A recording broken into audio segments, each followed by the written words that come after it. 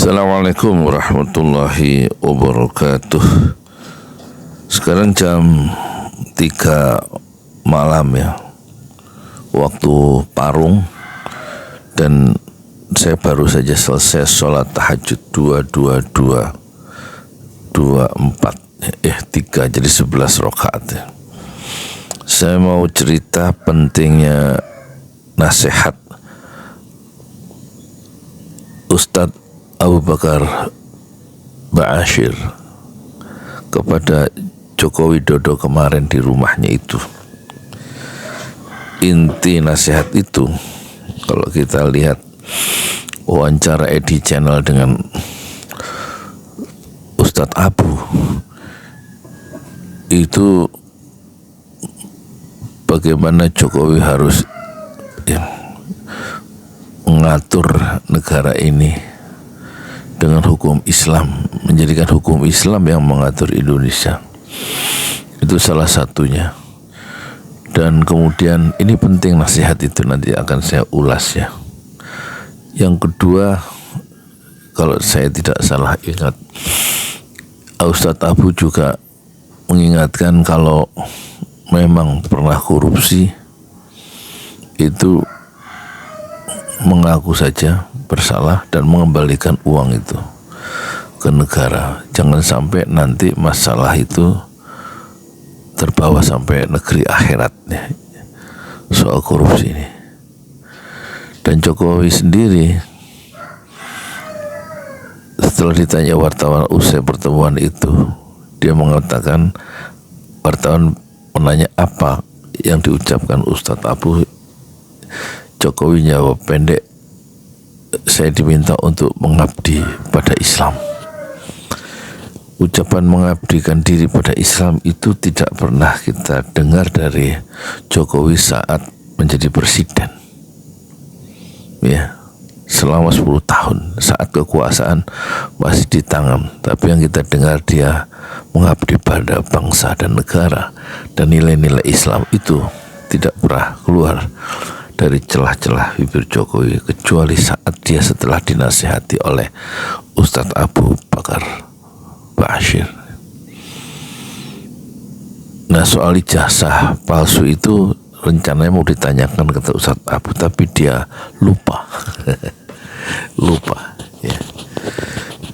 Dan untuk selengkapnya ucapan Ustadz Abu yang menarik itu, yang berharga itu, bisa dilihat di Edi Channel ya, yang melakukan wawancara langsung per telepon dengan Ustadz Abu di Solo kalau tidak salah, dari Jakarta Solo, dan didampingi oleh Ustadz Saiful, yang sebelumnya memang disebut-sebut Ustadz Saiful sebelum Ustadz Abu itu bicara. Tampaknya Ustadz Saiful menjadi penghubung ya antara Edi Channel dengan Ustadz Abu Bakar Ba'asyir, pengawal pribadinya atau asisten pribadinya lah, begitu Ustadz Saiful itu. Nah, soal nasihat ini penting ya. Ustadz Abu Bakar Ba'asyir itu bukan orang yang baru. Dulu waktu saya kuliah di Universitas Islam Negeri Jakarta, Syarif Hidayatullah, kawan saya sebut saja ya namanya, satu kawan satu kelas lulusan Gontor, pesantren Gontor, namanya Sa'du Su'ud ya, Sa'du Su'ud, kawan baik saya itu. Di satu hari, saat itu Ustadz Abu sedang rame-ramenya dalam pemberitaan, saya lupa kasusnya, yang jelas masih dalam masa kuliah ya. Karena zaman itu Ustadz Abu itu menentang azas tunggal tahun 84 kan. Yes. Bangku apa? Jadi perjuangan Ustadz Abu itu sudah sejak lama, dia menentang penguasa yang melawan hukum Islam dengan menerapkan azas tunggal di zaman Pak Harto, dan dia lawan. Akhirnya dia hijrah ke Malaysia dan kemudian pulang zamannya Megawati ya kan, mengarungi lautan ya, untuk menyelamatkan diri dari penguasa yang zalim ya. Zaman itu Ustadz Abu sudah menyerahkan segalanya untuk syariat Islam. Nah, kawan saya tadi Ustadz Saudusu, dia memperlihatkan sesuatu yang berharga, album kenangan kelas 6 Gontor itu.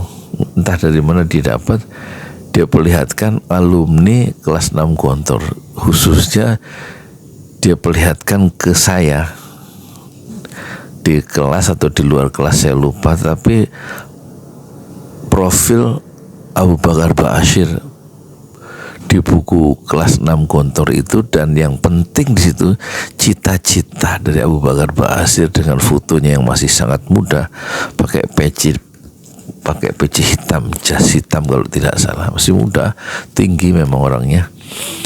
Cita-citanya adalah mati syahid. Satu Ustadz Abu Bakar Ba'asyir yang berarti kalau kelas 6 itu SMA kelas 3 di Gontor, usianya sekitar 18, itu cita-citanya sudah mati syahid fisabilillah. Nah, tampaknya cita-cita besar itu terbawa terus ya sampai usia senja. Bagaimana hukum Islam, syariat Islam, dan dia berjuang sampai mencapai mati syahid untuk memperjuangkan cita-citanya itu.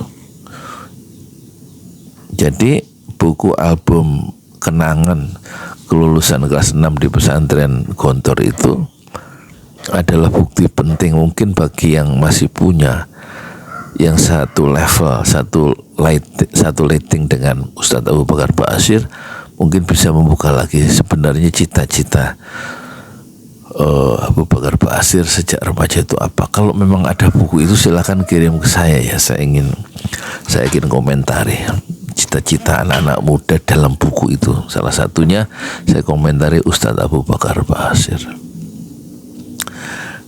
Nah, jadi nasihat kembali ya, sebagai nasihat itu perlu diberikan, kata Ustadz Abu Bakar Ba'asyir, kepada pemimpin, kepada masyarakat, dan kepada sesama orang-orang beriman. Dan itulah yang dilakukan Ustadz Abu Bakar Ba'asyir kepada Jokowi di Solo. Terlepas dari Jokowi itu sudah hilang kekuasaannya sebagai presiden, tetapi mungkin dianggap Jokowi yang sekarang sebagai rakyat biasa perlu mendapatkan nasihat. Karena nasihat itu, kata Ustadz Abu Bakar Ba'asyir, fadzakir inna dzikra tanfa'ul mu'minin. Berilah nasihat, berilah peringatan, sungguhnya peringatan itu atau nasihat itu sangat bermanfaat untuk orang-orang yang beriman. Dan ini saya buktikan dulu di awal-awal perkuliahan. Dosen saya memberikan nasihat begini, yang kemudian menjadi Profesor Dr. Ahmad Baihaqi AK ya. Dia tidak di depan kelas, dosen saya itu mengatakan, saudara nanti kalau di masyarakat jangan malu menunjukkan diri sebagai seorang muslim, dan jangan malu untuk mengucapkan ayat-ayat Al-Quran saat berbicara dalam pergaulan. Saya waktu itu agak tertegun ya, dosen itu mengatakan perlunya kita jangan malu sebagai seorang muslim. Tetapi nasihat itu saya pakai saat bicara. Saya kadang mengucapkan 1-2 ayat Quran yang memang jarang saya dengar dalam pergaulan sehari-hari di masyarakat, tapi nasihat dosen saya itu mendorong. Meskipun nasihat itu sudah 40 tahun yang lalu, dia tetap menjadi energi yang menyala untuk mendorong saya. Bagaimana kita tetap perlu mengungkapkan 1-2 ayat Al-Quran saat berbicara dengan orang-orang di sekeliling kita. Kedua, nasihat dari mungkin semuanya sudah almarhum ya, dari Abdul Abdul Muthalib, orang Aceh, dosen itu. Dia mengatakan, saudara nanti kalau di masyarakat itu saat menjadi pendidik atau saat menjadi dai atau menjadi ustadz atau menjadi apapun, syaratnya ya bagi orang-orang yang berdakwah itu satu syaratnya, yaitu dia harus yakin terhadap Islam. Ucapan seperti itu membuat saya itu agak heran waktu itu sebagai anak lulusan SMA. Apa betul dalam hati ada orang Islam yang tidak yakin terhadap ajaran Islam? Nasihat 40 tahun yang lalu itu menjadi panduan terus ya. Saat saya itu menghadapi orang lain, bahwa memang pertama-tama kita harus yakin terhadap Islam, karena ternyata faktanya, kenyataannya, menurut pengalaman hidup saya selama hampir sekarang udah 64 tahun, memang banyak orang Islam yang tidak yakin terhadap ajaran Islam. Jadi nasihat 40 tahun yang lalu itu masih berguna. Dan satu lagi, dosen saya Pak Amir Abdian mengatakan di depan kelas ya, kalau nanti saudara di masyarakat ya menjadi guru ngaji katanya, atau menjadi guru saat mengajarkan Al-Quran kepada anak didik saudara, itu sebelum ngaji, sebelum belajar itu suruh anak itu mengulang atau membaca surah Al-Fatihah dan dibetulkan bacaan surat Al-Fatihah itu. Dan kalau besok ketemu lagi dengan anak yang sama, suruh ngulang lagi baca Al-Fatihah. Dan setiap pertemuan anak-anak itu disuruh ngulang membaca Al-Fatihah. Pasti aja ada yang salahnya dan dibetulkan lagi sampai Al-Fatihah itu betul-betul fasih di lidah anak-anak kita. Dan setiap